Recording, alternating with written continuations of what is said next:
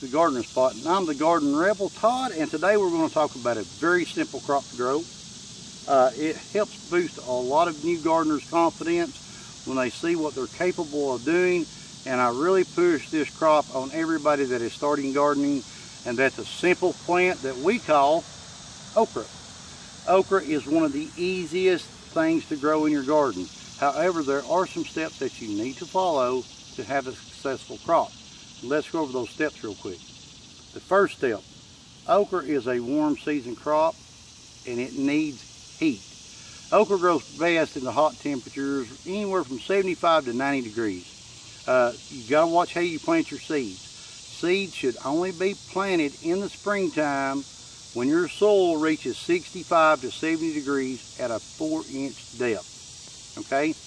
That does not mean when you put lettuce and kale out and spinach that you can put okra in the ground.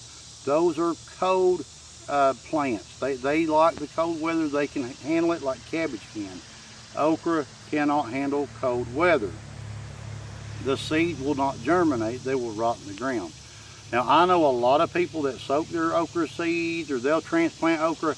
I do not do any of that. I wait till my temperature is right. I prepare my ground.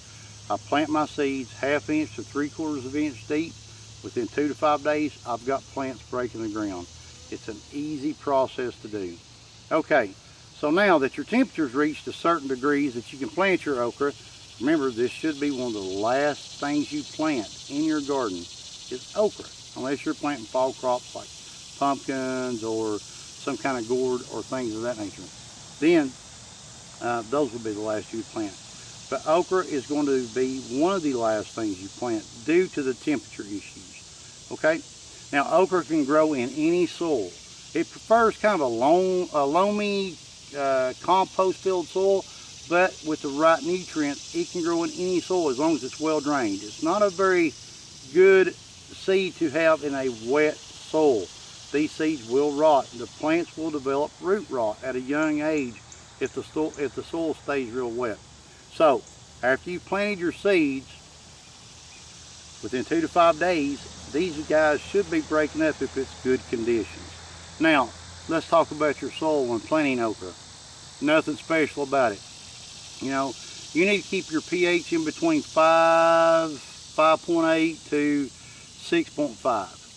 Now, for you new gardeners or new people that are wanting to grow gardens and you're wanting to put okra in it and you're like, oh, okay, what's pH? Let me break this down easy for you. If you've not done a soil test, you want to apply fertilizer at maybe, let's say rating a fertilizer 5, 10, 15 or 6, 12, 12. That works really good for okra. Okra responds to high phosphate fertilizer. Now you've got to limit the nitrogen when it's first starting to come out. You do not want a lot of nitrogen. That's why I said 5, 6, 5 or 5, 10, 15. That's a lower nitrogen content. So what you want to do is get those fertilizers. If you haven't ever had a soil test done, mix it in with your ground, get your seeds in there when it's the right temperature, and you'll start seeing it. Now, once this okra gets up taller and the pods are higher up on the plant, now once you harvest down here, these pods will not start growing back down here.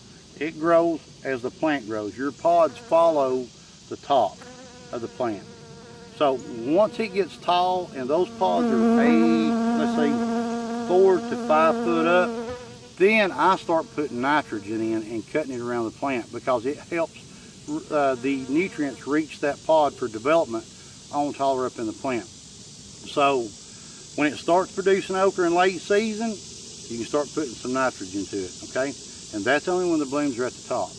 Now, insects that bother okra. Nematodes, I hope I said that right. It's kind of like a pinworm.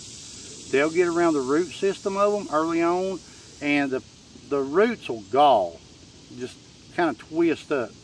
And that stunts the plant, okay? And there's not a lot you can do about the worms of that nature because it's underground and you don't see it until it's too late. Now, how do you prevent that? Well, crop rotation is a very good way to do that, but you've got to remember, You do not want to put your okra behind crops. Let me rephrase that. If I'm growing squash in this area next year, I do not want my okra where my squash plants were. If I'm growing sweet potatoes, which we are on the other side, and I dig up my sweet potatoes this fall, I do not want to plant okra in that area next year. I want to plant away from those areas. I want to come here and break the soil up, get that soil exposed, let it kill what microbes are in there and that are harmful to that crop. And if I plant sweet potatoes in this spot this year, it'll be 2 years before I can put okra back into that spot. So remember, you got to rotate your crops. Now, corn earworms, they're bad about okra too. I don't have that problem in this area, but I'm very lucky. I do have stink bugs. And now, whenever you have a stink bug issue, it will disfigure your pods. They'll be twisted, growing, things of that nature. They'll be really ugly to look at and really not fit to eat, in my opinion. So, those are the main concerns of growing okra. Let's go over them. Temperature. 70 to 90 degrees is ideal growing temperature for okra. Before planting, make sure your soil is at least 65 to 70 degrees at a depth of 4 inches. Plant your seeds 1/2 inch to 3/4 inch deep. If you haven't done your soil test, I recommend a fertilizer with a rating of 5, 10, 15, or what I say, 6, 12, 12. Those two really work good with okra. Keep your nitrogen level low at the beginning of the producing season. As the season goes on and the blooms go up, add it to it. Okay, bugs, we've done discussed. Easy to deal with, except for the worms. So, what's some of the other things you can do with okra? Well, let's think about it. It goes from this to this in about 4 days. So if you come out here and you see okra that is this long, within 2 days, it's going to be this long. And I don't have any on the ground. I had some yesterday. I come down and cut. This is 2 days difference. Now, the reason this is laying on the ground is because it is no good to me. I do not like it. It gets grainy. It gets hard. Your ideal piece of okra is going to be between 3 to 6 inches long. It's going to be easy to cut, real tender. This is also a good size to pickle. When pickling, I do cucumbers, the small ones, okra, the green tomatoes that are left on the vine that's not going to ripen up, and some peppers. And I make a great combination in there. And this stuff produces forever, it seems like. This is the last thing you're going to be picking out of your garden. Usually I'm picking okra on up into Thanksgiving in this area. So, how do you take care of okra? Simple. Once I pick my okra, and let's move us a little bit here. Once I pick my okra off this spot right here, I'll go down through here and I'll trim off some of the leaves on that stalk. Does this make it grow more okra? Nope. Okra eats me up, and there's some people that are very sensitive to these okra leaves, and it's got little hairy follicles. It feels like almost like little stickers, and a lot of people get broke out in rashes. So what I'm going to do, once I trim my okra off, like there's the bloom right there, that's going to be a piece of okra. What I'll do is I'll come through my stalks and I'll start trimming a little bit of leaves. Why do you trim the leaves off that much? Because this stuff hides from you very easy. And I'm fixing to show you exactly what I'm talking about. So, let's take a little jog down our okra plants, shall we? Alright, they got a pretty hibiscus looking flower on them. They really do. They're a very pretty plant. They're very hardy, and I'm going to show you this right here is, I don't know if you can see it, that is stink bug damage. So just cut it off and let it fall to the ground.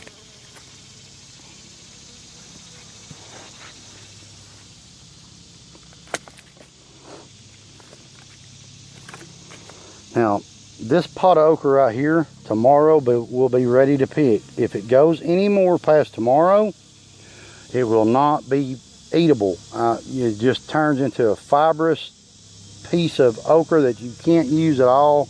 It's tough to cut, and you can save it for seeds for next year, but that's about all. Now, there's one thing I want to discuss real quick. A lot of people start looking at their okra plants and they'll see stuff like this. See the fuzz right there? It looks kind of like a mold. Don't start spraying your plants. That is only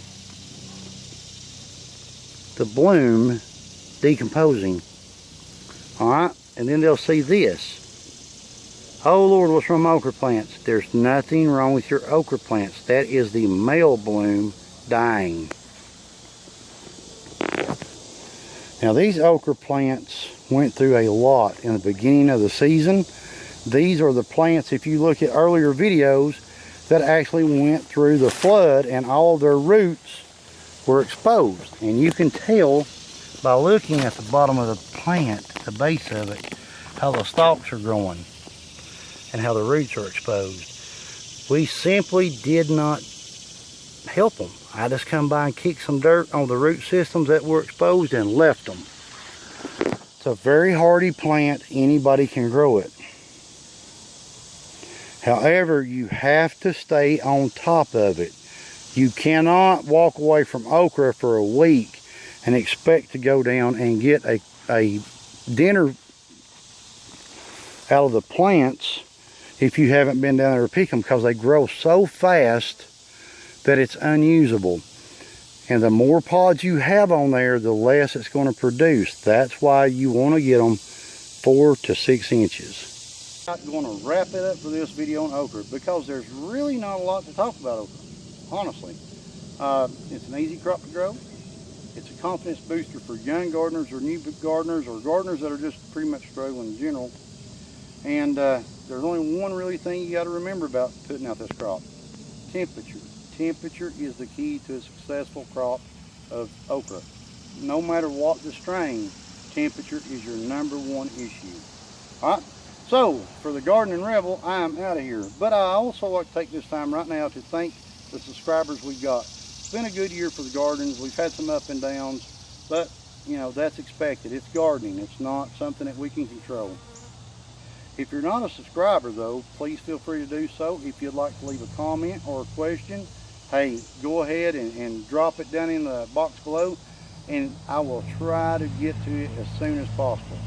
If I am unable to answer your question in a 24-hour time period, just give me a couple days. This is a hectic time of year for us, and I'll get you an answer as soon as I can. So until next time, you guys remember, you're always welcome down here at the Garden Spot. Have a great weekend.